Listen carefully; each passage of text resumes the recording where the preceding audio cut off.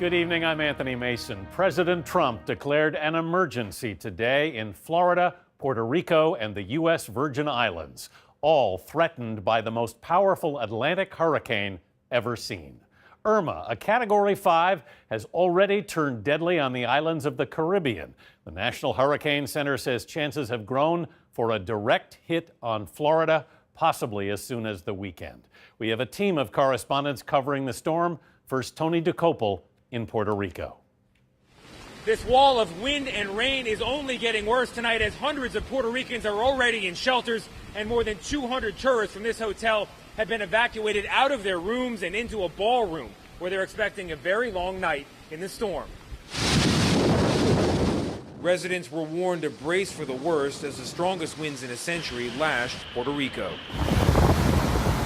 Irma has already left plenty of evidence of its record-setting strength.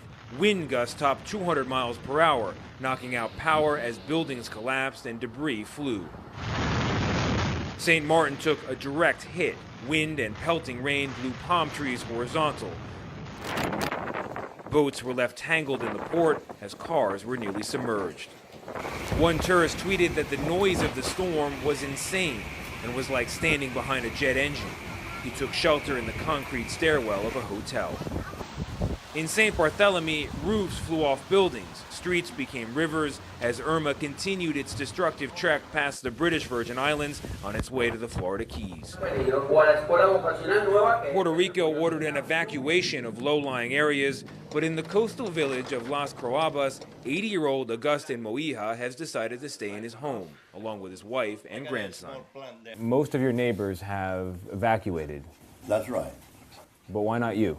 Because they don't feel safe in their houses. I know my house because I built it myself. It's a strong house.